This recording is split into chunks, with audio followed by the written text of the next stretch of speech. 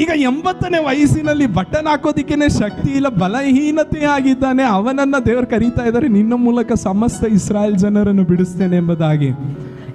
ಇವನ ಬಲದಿಂದ ಹೋಗುವಾಗ ಒಬ್ಬನನ್ನು ಕೂಡ ಇವನು ರಕ್ಷಿಸಲು ಆಗಲಿಲ್ಲ. ಒಬ್ಬನನ್ನು ರಕ್ಷಿಸಲು ಪ್ರಯತ್ನ ಪಟ್ಟ, ಅದ್ರಲ್ಲಿ ಸೋತು ಓಡಿ ಹೋದ. ಈಗ 80ನೇ ವಯಸ್ಸಿನಲ್ಲಿ ಬಲಹೀನತೆ ಇರುವಾಗ ಇವನು ದೇವರ ಬಲದಲ್ಲಿ ಹೋಗುತ್ತಿದ್ದಾನೆ. ಸಮಸ್ತ ಇಸ್ರಾಯೇಲ್ ಜನರನ್ನು ಬಿಡಿಸುವ ಬಲವನ್ನು ದೇವರು ಕೊಟ್ಟರು.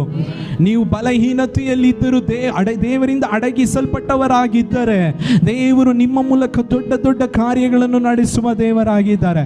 ಇವನು ಬಲಹೀನತೆಯಲ್ಲಿಯೇ ಹೇಳ್ತಾ ಇದ್ದಾನೆ, ಸಮುದ್ರವು ವಿಭಾಗವಾಗಲಿ, ಸಮುದ್ರವು ವಿಭಾಗವಾಯಿತು. ನೀರು ರಕ್ತವಾಗಲಿ, ನೀರು ರಕ್ತವಾಯಿತು. ಆಕಾಶದಿಂದ ಕಳ್ಮಳೆ ಸುರಿಯಲಿ, ಕಳ್ಮಳೆ ಸುರಿಯಿತು.